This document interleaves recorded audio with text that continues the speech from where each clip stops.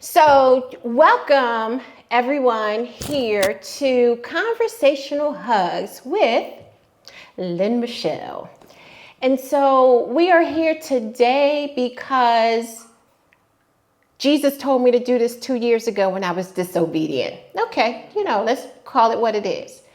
However, the telephone calls that I've been getting every week, 2 to 3 newly diagnosed sisters, brothers, that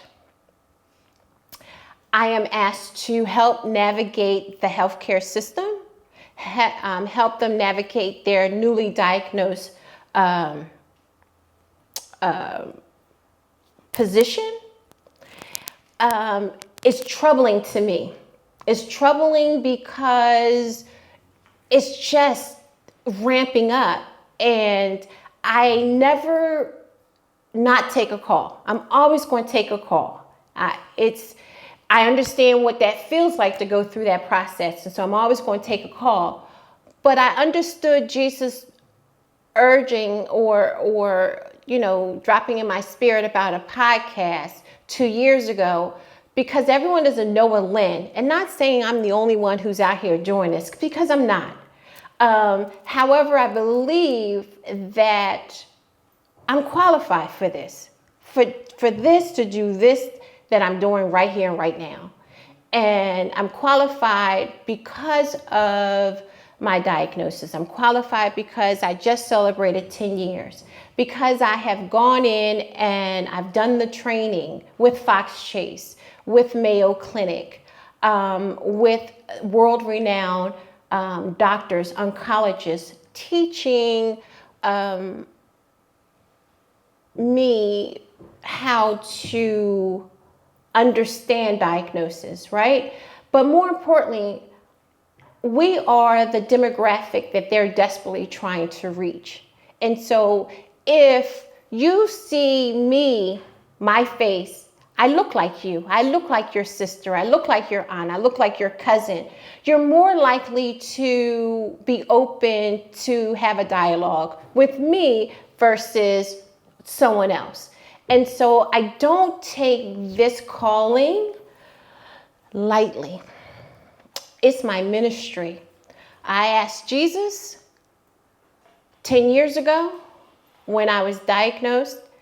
I said, Lord, if you allow me to live so I can be here for my mom, I promised I would tell my story to the moon and back. And I have not stopped talking since. And June 13th, 2014 was my 10th year anniversary. And so that's why we're here today. And I invited you, the live audience, to come and witness the launching of Conversational Hugs with Lynn Michelle. It will not be audience going forward, but I needed to feel I needed to look out and see your beautiful faces. I needed to see your smile. But more importantly, I feel your prayers. I feel your prayers. I feel you wanting this to be a success. I feel that, and I'm grateful for it. So let's start out at the very beginning. Okay. You have that beautiful HUGS t-shirt on, so it must mean something. Can you share the story of the hug that saved your life and how it impacted you? Absolutely. OMG, the hug that saved my life. It happened on April the 9th, 2014, at my venue called Promise. I had not seen Jessica, who we call now the Hugger. I hadn't seen her in a couple months or so. And that Jessica came up and hugged me so hard that it felt like my large breast was being pushed to the back of my body. And I was begging her, please, Jessica, release me, please. I mean, literally, I was begging her. And it was as if Jessica was in a trance because she never said a word, but she did not release me. And 30 seconds, a minute and a half, it's a long time. You think it's not a long time, but to feel that bear hug, because that's what it was, a bear hug. And yeah, she's a bear hugger, really. And so when she released me, my breast was sore for the remainder of that event. And we were having an event. It was a grad, AKA someone was crossing over. And so they were celebrating, or had crossed over, and we had celebrated that event. And so later on that evening, I was getting undressed to take a bath, and I'm in the mirror, and I'm looking in the mirror at my breast, and I see a golf-sized lump protruding from the right side of my breast on top. So instead of going to my body, I went to the mirror trying to touch my breast, because it was just like the Twilight Zone. What in the world is this? So we fast forward to, that was on a Sunday. Monday, I started Googling free mammograms because I knew I needed to get to have a mammogram quick. And why free is because 2 years prior, I was downsized from my job. I had never been sick before in my life, so I didn't take Cobra. So for the first time in my life and in my adult life, I have no insurance. But I have a golf-sized lump that is sitting on top of my breast. And so I called around trying to find free mammograms. I heard the words, the women's health, the women's health program, healthy women's program. And I heard that it's run by the government and every major hospital has a healthy women's program. Okay, cool. Calling around, and I get their main number. I'm called and I'm scheduling appointments. I got so good at calling that I'm now informing the person who's answering the phone, hey, listen, yes, you do have a healthy women's program. It's on the 3rd floor. And they meet on this time, because a lot of people just didn't know. So that's the story of how a hug saved my life. I believe you became a licensed insurance agent, right? I did do that. So what inspired you to become a licensed insurance agent? And how was your career in this field influenced by your journey? Great question. So that was in April. That was in March that I said April, but it was actually in March that the event took place. And so I had to wait a month or so before I can get an appointment. But in the meantime, I'm still thinking about my mom, right? And I said, listen, I will not leave her holding the bag for anything. I have insurance, but is it enough? So I started calling. I looked and I said, who is the #1 final expense insurance company in my region? I didn't want to talk to a salesperson because I believe I'm one of the best salespeople around. So I didn't want to talk to them. I needed to talk to corporate. So I called corporate. I was like, listen, I need some insurance and I just need to know, why are you #1? And I'm asking him all these questions. And he said, hey, have you ever thought about selling insurance? Because you're really good. And I was like, no.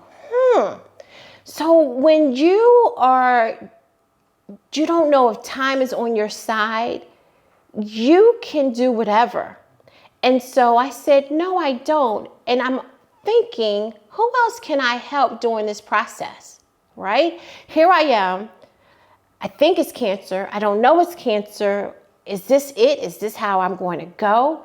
All right, let me help some people along the way. So I figured out how. I asked him, how do I become a licensed producer, agent? He told me. I studied and passed my test in 7 days. In 7 days. When you don't know how much time you got, you can do whatever. It didn't even matter. So I became a licensed insurance producer, and I started going out telling my story as a third person, in the third person. So I'm telling my story to people as if it's not me. But I'm trying to get them, listen, you don't know, things can happen. Like this person I know who got a hug and it's a golf-sized lump. And so I started, and I was good at it. I was selling policies left and right in our community. And so that's how that became a licensed producer, informed my journey. Always already helping before your journey really began. So, well, let's go back. So you go to the Healthy Women's Program, you get your mammogram, and I'm sure there's a series of steps. You get one mammogram, and then you get an ultrasound, and then there's a biopsy, yes? So those are the next steps that you get along that journey, right? And yes. So let's talk a little bit about that diagnosis time. Can you take us back to when you were first diagnosed, when you got that message?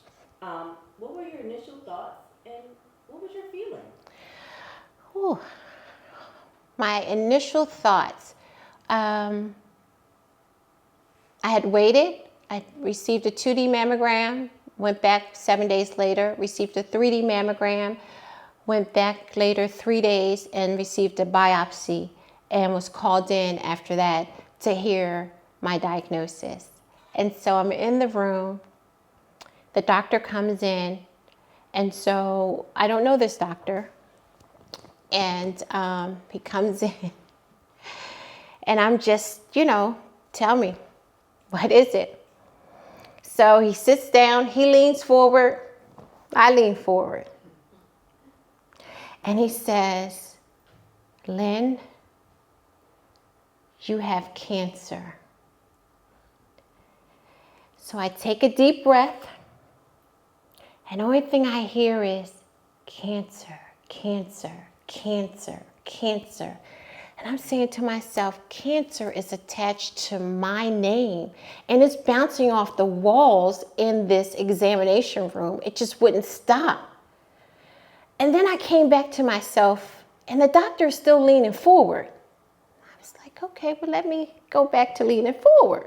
And I said, doctor, should I get my affairs in order? He was like, no, you're going to be fine. You're going to be fine.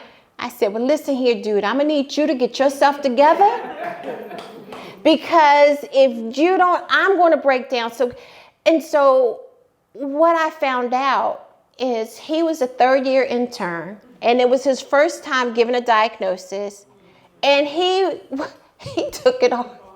He took it hard. I had to lay my hands on his knee. It was like, there. And so, true story. He left the room to go get reinforcements, and then he goes and he gets the director of the Healthy Women's Program, who's a woman of color. She comes back, and I'm looking at him, and I was like, what the world? Now, I just need y'all to know, I had not shared this with anyone except Jesus.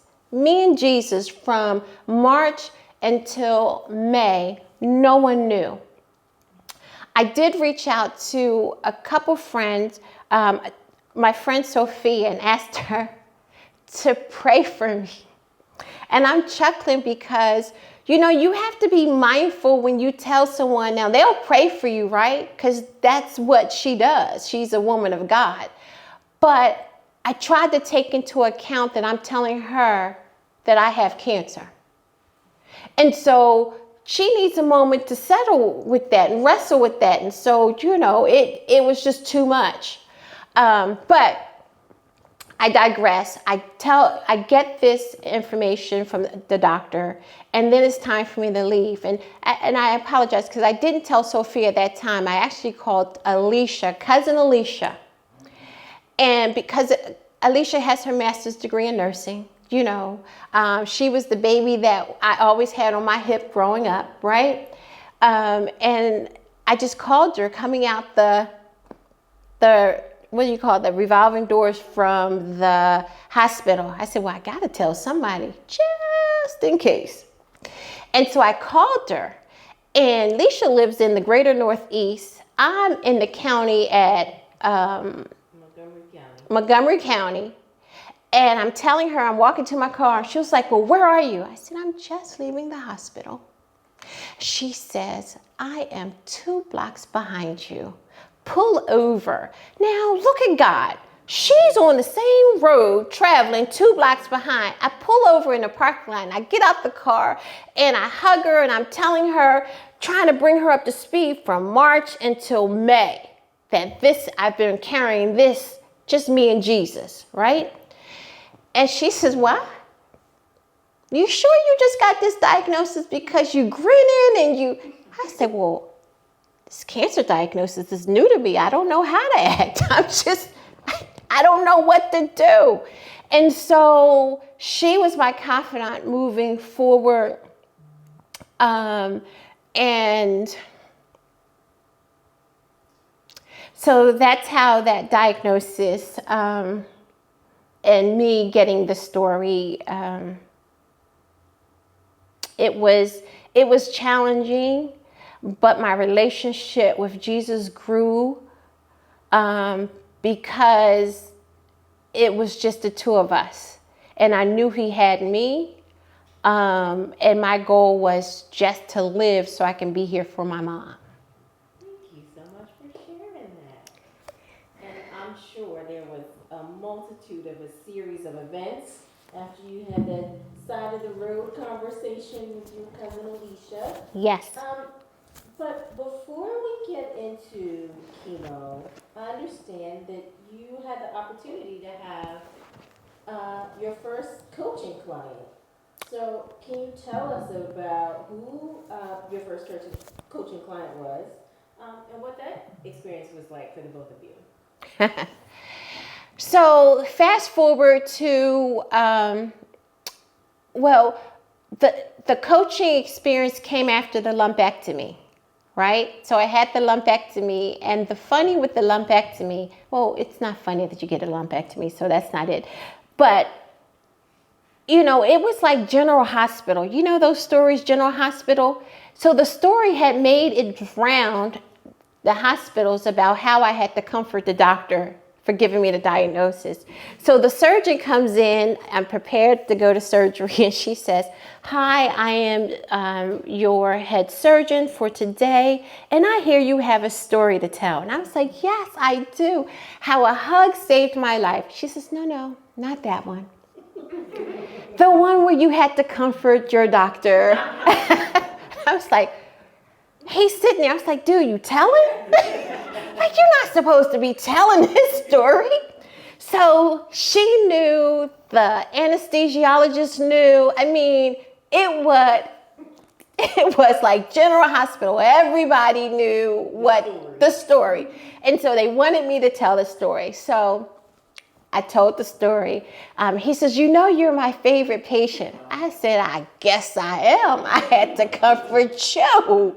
And I'm the one getting ready to go into surgery. So I love him to this day. So my coaching, so after surgery, we fast forward, I had my very first chemo treatment, July the 4th, 2014. Alicia was right there at my side. And so I had my chemo, and you have a week on chemo and then a week off and then a week on, so 8 weeks. And so I'm on my week off, and I'm still selling insurance. Listen, and I'm like, boy, if this is chemo, I can handle this. This is okay. My first treatment, I'm good, right? I get a call from my cousin Van, who's like my brother, and he says, hey, cuz, how you doing? I was like, I'm good. You know, had my chemo last week. I feel good. I'm getting ready to go on an appointment. He says, listen, I need you to talk to my godmother. Treat her like you would treat Mamet. And Mamet was my aunt, his mother, who passed away from lung cancer years before that. And so I understood and I heard his heart. She was just diagnosed and I need you to talk to her. And so I said, well, you know, I just had my first treatment. I don't know her. He said, yes, you do. Talk to her. I'm getting ready to patch you through right now. And I was like, all right. I was like, hi, Miss Mary. How you doing? She says, I'm good. Listen, this is what they telling me. You know, that Southern Georgia Belle accent. And she was like, this is what they telling me, honey. And I am not in the mood for any chemo. I'm just not in the mood. And so Van told me I need to talk to you. And so I'm talking to you. So tell me, what do you have to say about the chemo? And I said, well, I had my first treatment and I feel good.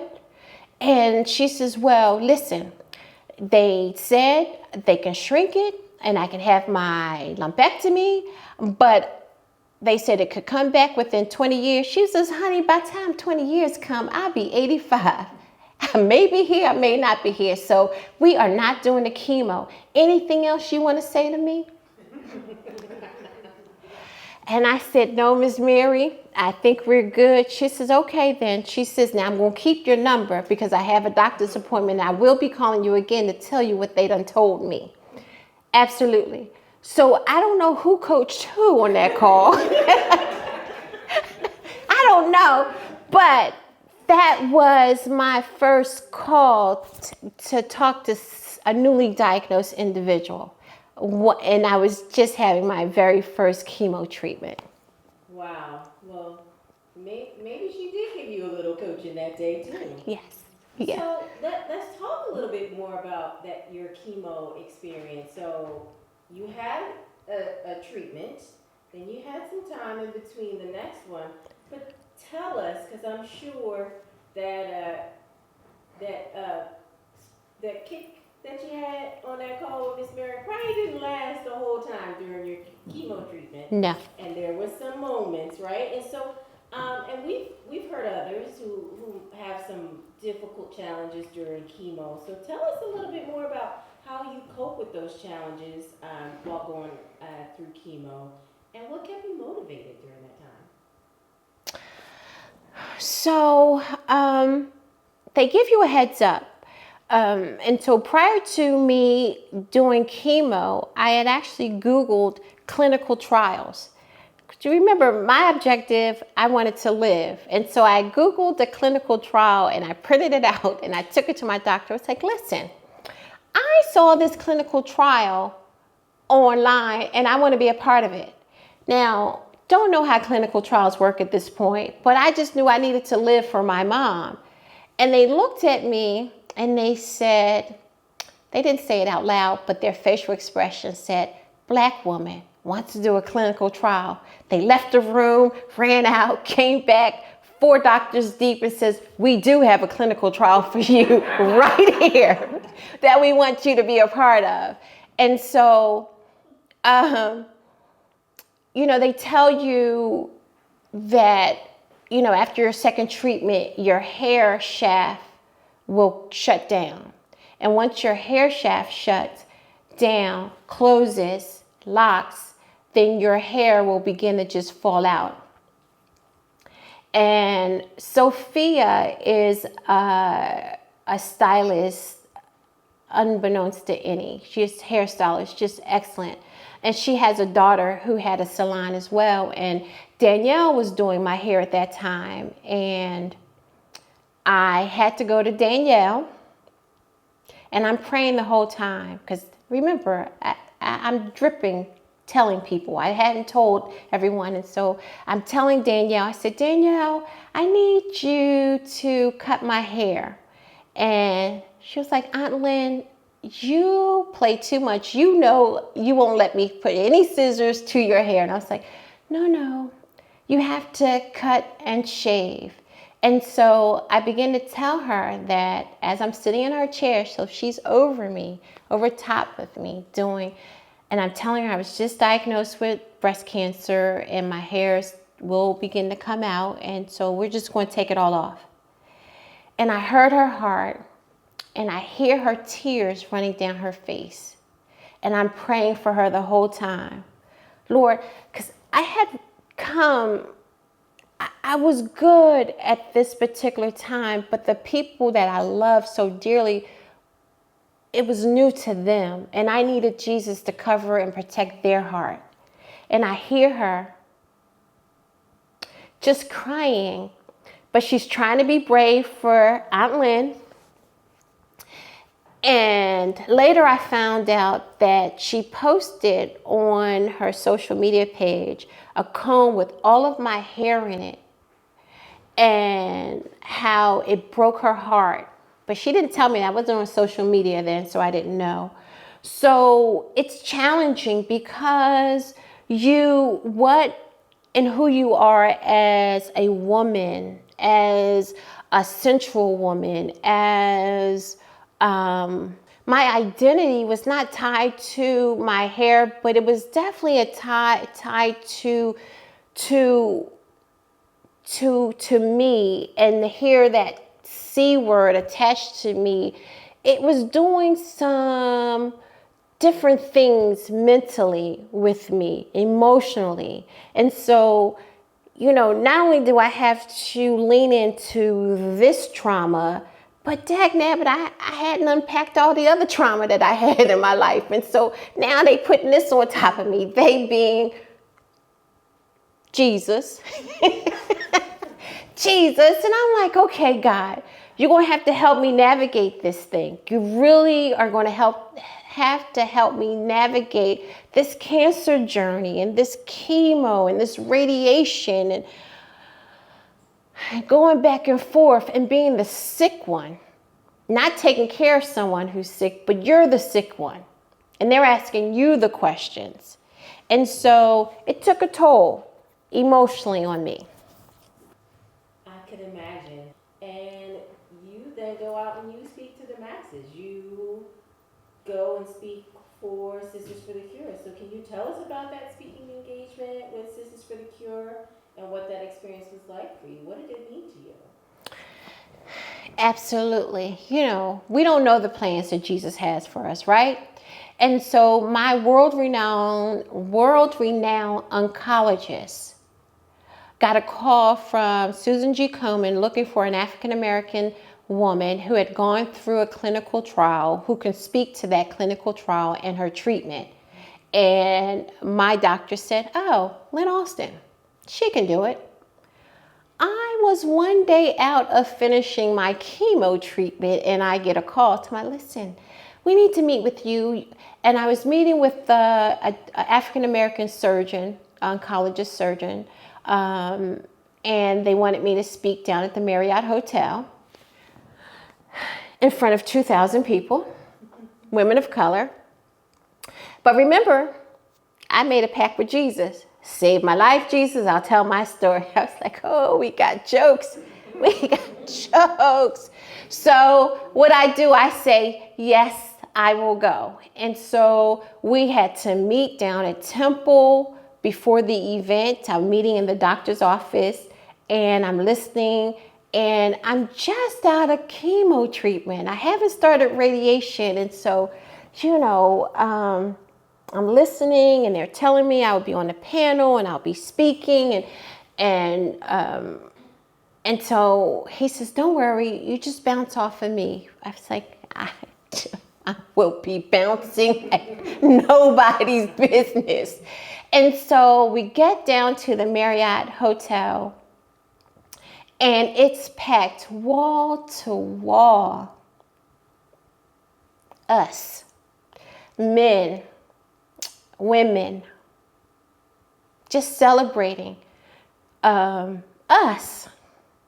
And I run into, I don't know if you remember Amina Young. Amina Young ran the convention center for years. Matter of fact, she might have been the first director of the convention center. And I met her there, didn't know that she too was a breast cancer survivor. And she said, Lynn, we need you in this space. This is your calling. You can do this. And I said, okay, Amina, I hear you. And then I get another one, Sarita. Sarita says, you are built for this. You can handle this. I said, all right, okay.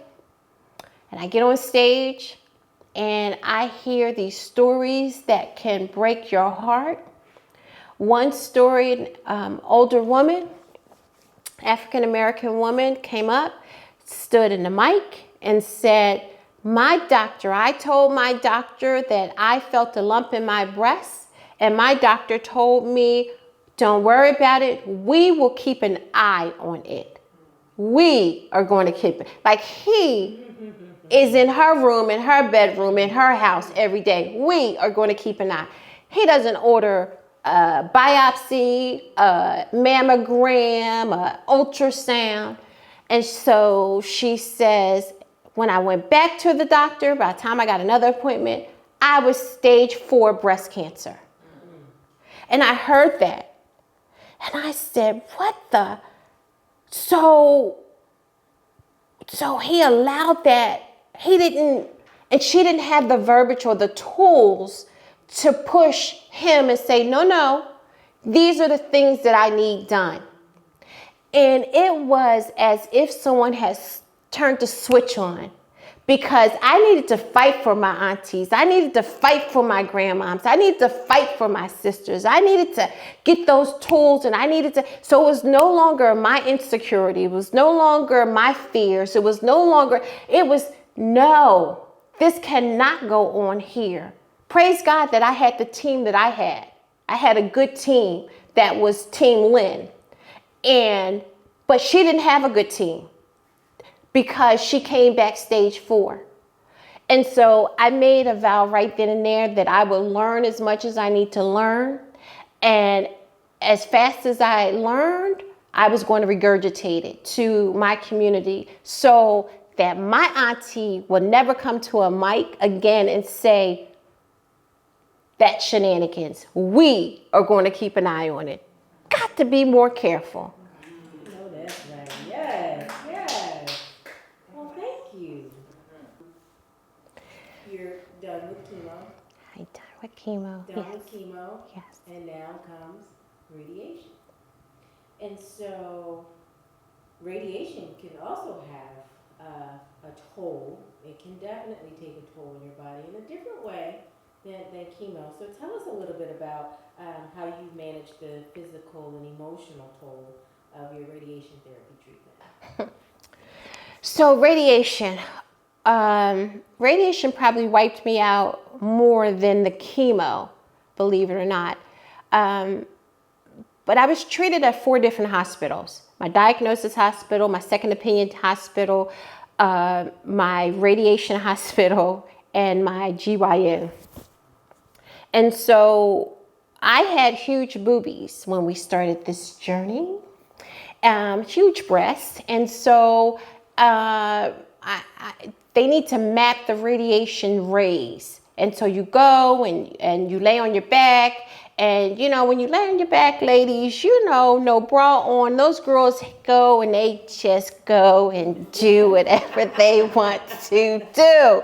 And so the goal was we needed to repeat the same position every time for 6 weeks straight, every day for 6 weeks straight. And we couldn't do it. They couldn't do it. So the director of radiology at Fox Chase said, Lynn, in good conscience, I cannot treat you here. And so she released me. And I said, okay. And she explained why. I said, then I need you to hand me over.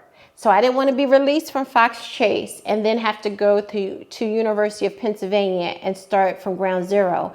So, and I tell everyone, if they're doing that, ask them to hand you over, to do a hand-to-hand. So that means this director is going to call their director and get me in the door. So I'm not being released where I got a call as a new patient. And so that was Jesus, because I wasn't smart enough to know that, but that's what I asked. And I ended up going to the director, and it's the proton machine. And the proton machine is where you lay on your belly and your breast is placed in a hole, and the rays go through your breast, not your lungs, not your heart, not your rib, not any of those things. Why is that important? Because if those rays are touching any other organs, then you could have another challenge sometime after that, right? Another diagnosis, or just damage to those major organs. We don't know those things. So proton machine is all that you want if you need radiation. And so the rays just went through the breast 6 weeks straight. And I came out feeling good without any additional challenges to my heart, lungs, or rib cage. Amen for that. Yes. Yes. Yeah, well, that's amazing, and so glad that you had the opportunity to have that appropriate handoff to continue your treatment. So then you complete your radiation treatment, and so now you are still on your journey of giving back and sharing, and you have the opportunity to walk in the Susan G. Komen Walk for the Cure. And so you do your first one, you do your first year. So what was that like, participating in the Susan G. Komen Walk for the Cure? And how did that influence your advocacy efforts? Okay, so I had just finished chemo. I know, radiation, right? A couple weeks before that. I am being tag teamed by cousin Alicia and cousin Amia saying, no, you gotta walk in. I was like, no, I'm tired. I can't do that. I'm just tired. She was like, no, we got the group. We can do it. And so I hung up off the phone from them. I created and designed our t-shirt design, got those printed out, and we walked. Now, they walked. I never walked. I would meet them at the meeting point. They would do the walk, and every year I would say, I just finished chemo. As you sat in the same spot. The same spot, and they would come back. I was like, boy, that was fast. So even Crystal would come up from Virginia with her baby and just to do the walk. And so, we would be sometimes 25 plus deep. That was the group, and it was a hug saved my life. That was the theme. A hug saved my life. And so the last year, I did it for the first 5 years. And why was 5 so important to me? It was important because I was diagnosed with triple negative stage 3 breast cancer, and my oncologist told me, in a, I don't know what you call it. She was like, Lynn, individuals who have this type of diagnosis have a reoccurrence within the first 5 years. And I was like, what? That's a lie straight from the pit of hell. I will never have to go through this again.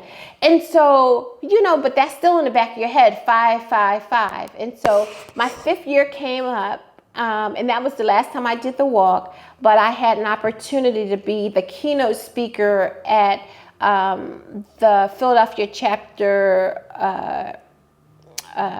fraternity, the Q's fraternity, sci-fi, Omega Sci-Fi, to be their keynote speaker. And I said, well, that was a really nice ending to me walking or hanging out with the Susan G. Komen event, because I never walked the full.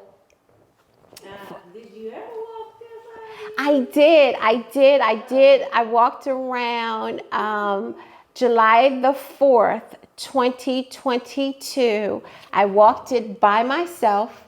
all by myself. I drove down to the Kelly Drive and I walked, parked my car and I walked and I turned around the art museum down there, walked around. I said, well, you got to keep going there because you got to get back to your car.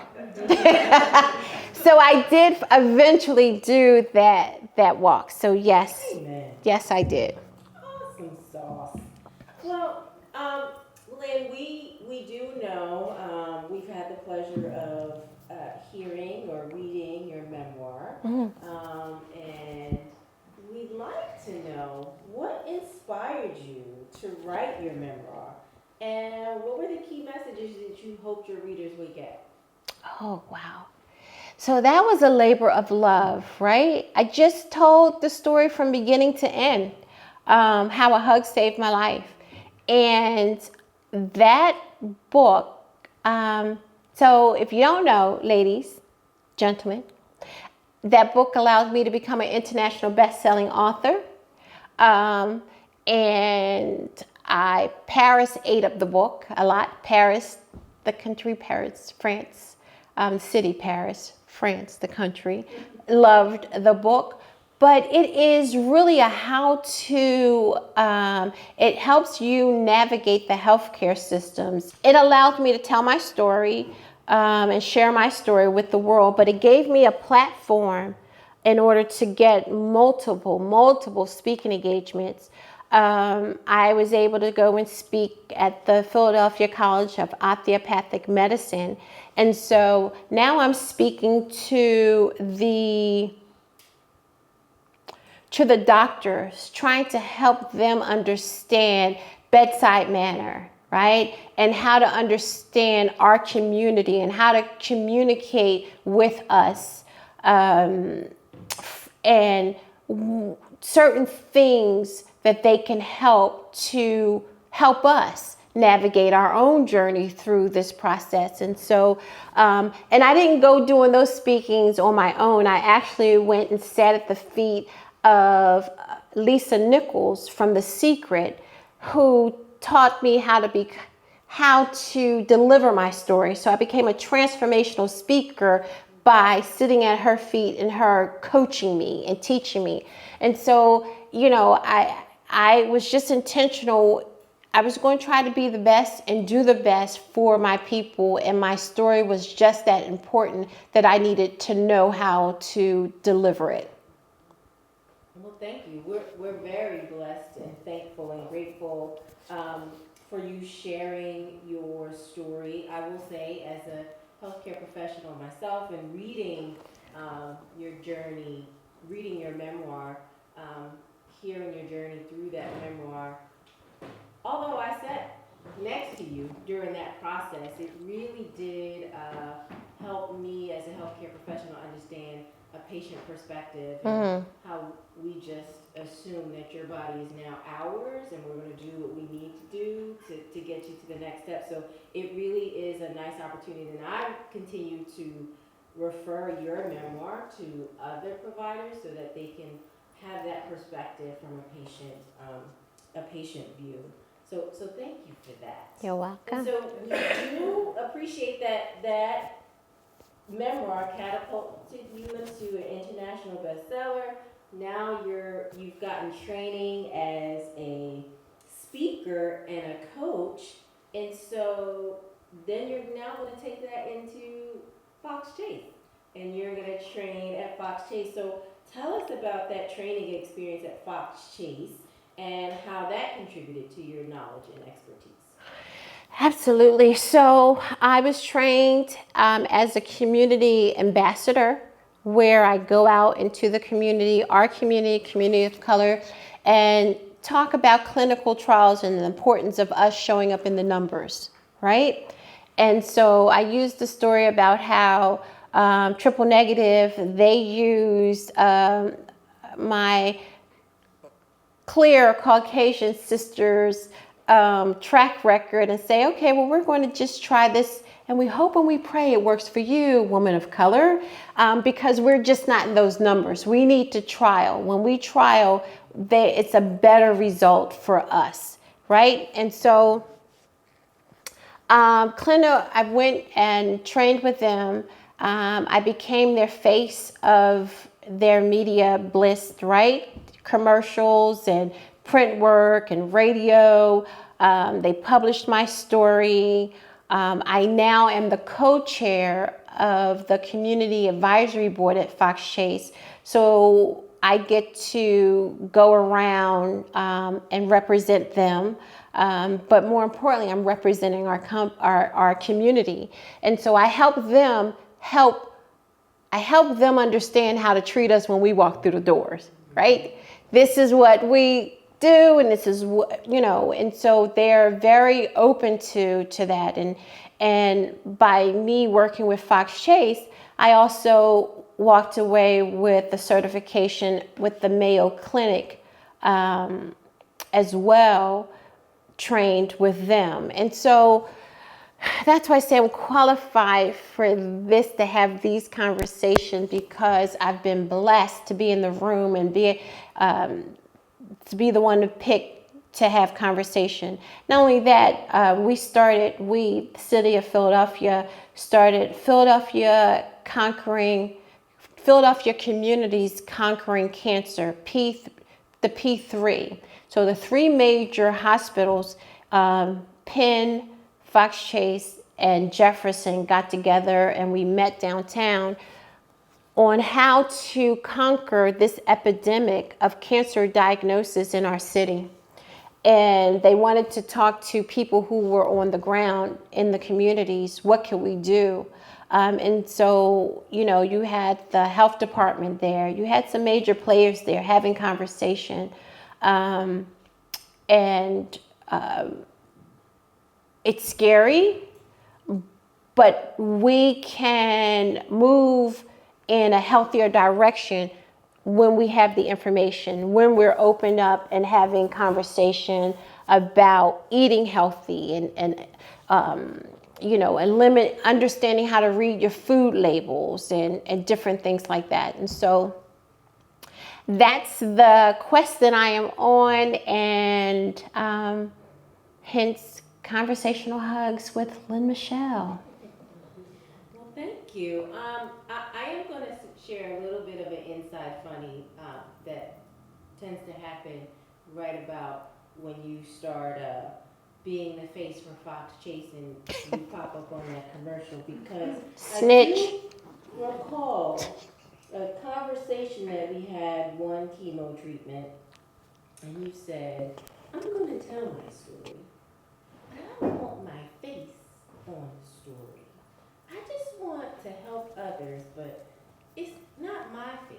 And so it's always kind of ironic that when I see the Fox Chase commercial, and then you're on stages, and now you're on the book with the faces, and the Instagrams, and it's your face. And so I'm glad you've come to learn why it's so important that your story has your face, and how that is so impactful for people who have faces that look like you. And so just wanted to share that little inside funny with folks, in case you all had never heard her say, tell it, but without my face. And so thank you, Lynn. You're welcome. So yeah, I did not have a digital footprint prior to this. No digital footprint at all. Was intentional about not getting on the book with the faces. None of that. Did not want to be a part of it. Did not. And so, but you push past your insecurities and your fears. And so it was bigger than me. This is bigger than me.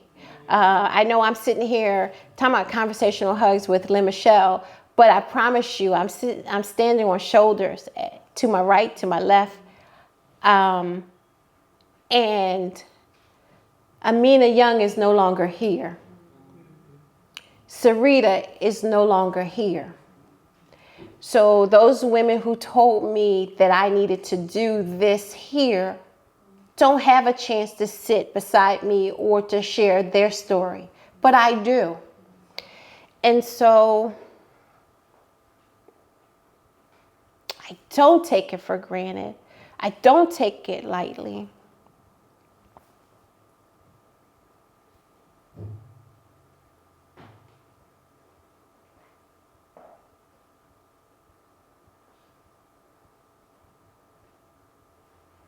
And I'm going to tell you this real quick, and I hope we can come to a close quick so I can talk to you guys. Sarita was there my last day of chemo at Fox Chase. Chemo takes about 4 or 5 hours long to sit there and you get your chemo treatment. And she would finish before me. And my last treatment, it was time for me to ring the bell. And I wanted her to be there so I could ring the bell. And I carried a book with me because I just didn't know, but I wanted to hear and read my flowers in the event that I would no longer be here. And so everywhere I went, I would have people say, write a message to me. Tell me what you want to say to me. And so after that, I left out and I said, dag nabbit, I didn't get Sarita to write a message. I wanted her to write a foreword in my book. And I said I didn't get her to do it. And I was just bummed. And I was especially bummed after she passed away. I would call her and try to talk to her. She was like, Lynn, I can't talk right now. I'll call you back. And she would never call me back. And I just couldn't figure out what it was. But she had another reoccurrence. And she was fighting for her life, unbeknownst to me. And so when I finally sat down to write my book, I'm looking through my messages in the black book, and I'm looking through the book. And what do I find but a message from Sarita in my book? Now, who gave her my book? When did she get my book? When? How? And so hello. And I said, Jesus, here you go again with this amazing miracle. Because I don't remember giving her my book. I don't remember how she got my book, but she wrote a message. And she just reiterated how I have to carry the torch and I have to move forward with this, and that I am built for this. And there's more work to be done, and I'm the one who has to do it. And so those are the things that you have to put on your big girl drawers, your big girl panties, and say, she saw something in me that I didn't see in myself with this here. And if she could be here, she would still be doing, because she was active, teaching and training and doing what she needed to do. But I felt that she had passed the torch to me. Amina had passed the torch to me. I never got a chance to say goodbye, and I never got a chance to say thank you. But this is my thank you to their life, to the countless ones who went on and are no longer here. And so I can't do it alone. I need each and every one of you to have your Fab Five.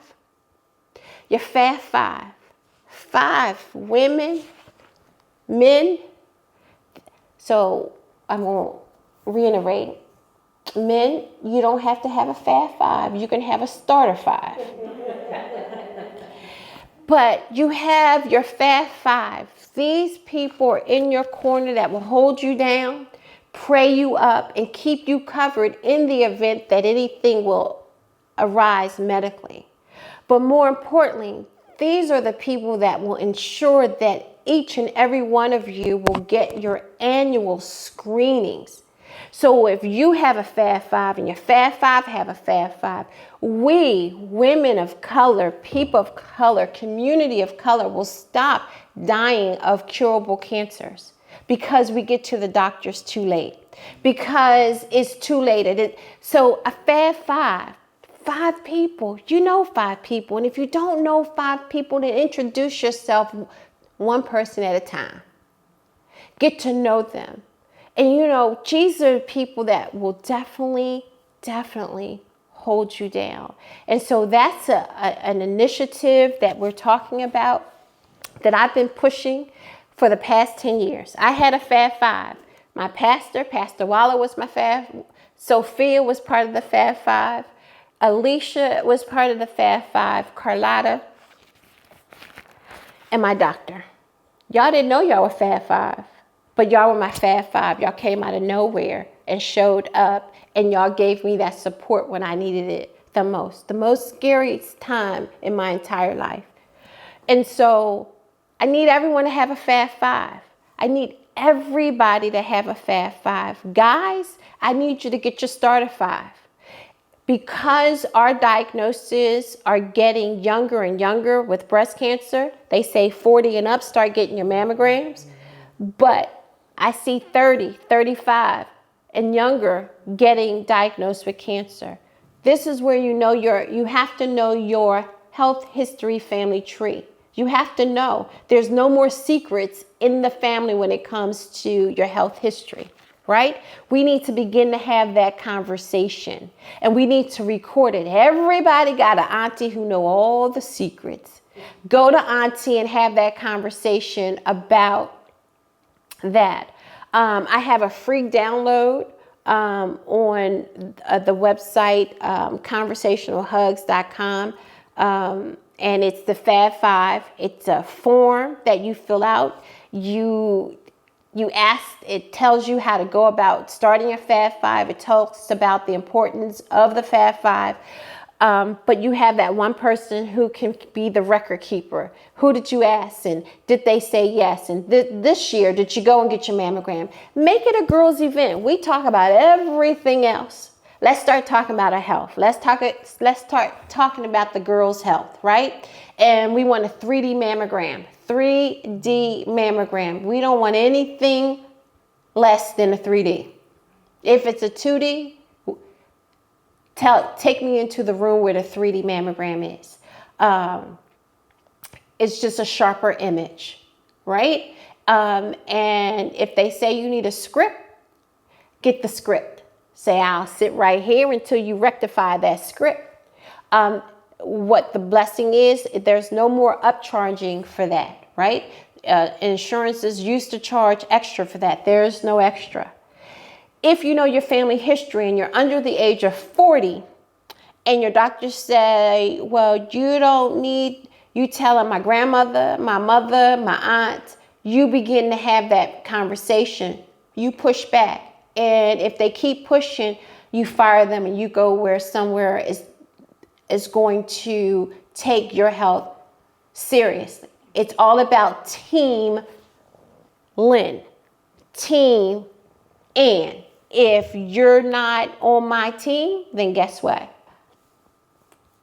You're getting fired. And so I am happy that you guys came out, you listened to me talk about conversational hugs on the first time, talking about conversational hugs. I think I can do this. I think I can do it. And I'm excited to do it. We do have the hug bags, right? So the hug bags, well, hug bags, the hug bags, I'm like the hug bags. So we have the hug bags. And so these are, so Conversational Hugs is a branch from the, thank you so much. Conversational Hugs is a branch off of the nonprofit Hugs Around America Foundation, right? So the podcast is just another version of getting the word out. And so this here are the bags that we will be giving newly diagnosed patients, their bags. And what's in the bag? We have an awesome video, right? So we're going to play the video. Here's a peek behind the scenes for what newly diagnosed cancer patients will receive from HUGS Around America Foundation. This beautiful HUGS bag, reusable tote, super cute. The official HUGS Around America pin. How adorable. This amazing detoxifying charcoal mud mask. This beautiful bracelet that has a HUGS Around America charm on it. So delightful. A copy of the book by international best-selling author Lynn Alston, her memoir, A Hug Saved My Life, My Journey to Live. Amazing story. And what's a gift bag without a t-shirt? The official HUGS Around America Foundation t-shirt. And finally, there's this amazing info sheet full of resources and programming that is offered. What an amazing curated gift that would be for newly diagnosed cancer patients. Please help us to continue to give hugs around America. Thank you. Well, we are really excited, and we can definitely see and feel your heart, and we know that you are definitely qualified for this. What can your listeners expect on future episodes of Conversational Hugs with Lynn Michelle? Great question. So, we want to talk about after treatment how to find your sexy. What does that look like? After treatment, how to find your sexy. How to set healthy boundaries in your work life, your personal life, your relationships for yourself. Setting healthy boundaries. Eating healthy, right? Simplifying your nutrition. How to read a food label in order to do that. So simple things that can help us navigate life on our terms, but healthy. And so those are just a little tidbits of, but how to find your sexy. It took me a couple years to figure that thing out and to get back to.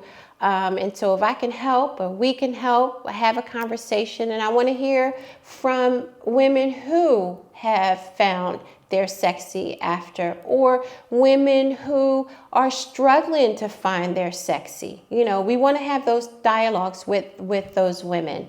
And so they can always reach us at ahugsavedmylife.com or Instagram page, A Hug Saved My Life, Instagram.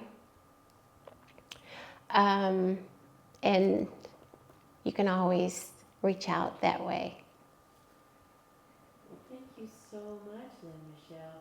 We definitely appreciate your time. And so, because we have the honor of having a live studio audience, I would like to thank everyone to give Lynn a round of applause and appreciation for sharing.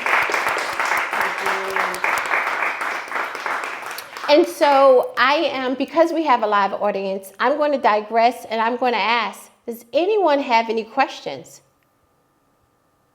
Or want to make a statement? No questions, just want to say something. Not necessarily a statement, but So I need you to come and introduce yourself. Can we get her on? Malala. Okay. My name is Jessica. All I would like to say is I would love for you to come and talk to my department in October for Women's Health. Talking about breast cancer awareness and sharing your story and sharing some of the things that you've talked about here today, because I think it's extremely important. My department is very diverse, but majority are people of color, and just knowing how people come into the group with being involved in part of hiring, that people just come in unprepared about insurance, just how to navigate life in general, finances, and I would love to have you, have another conversation about you coming and talk to my group. Absolutely. So, can you tell me who your group is, where your group is, and who you are? Because everyone does not know who you are. We need to know. Stories you tell. I work at University Penn. My department is ULAR. We basically manage the animal facilities where research is being conducted on Penn's campus. We have 12 facilities on campus where there are animals. My role there is an assistant director of husbandry operations. I basically am overseeing the staff who provide day-to-day care. Outside of that, I am the hugger. Jessica's the hugger who saved my life. That was the lead-in, all that other stuff. She is the hugger. Yes, and so I needed you to see that, and she's still here with me, hugging and loving. But absolutely, you set it up. You know I'm there. Absolutely. Thank you. Yeah.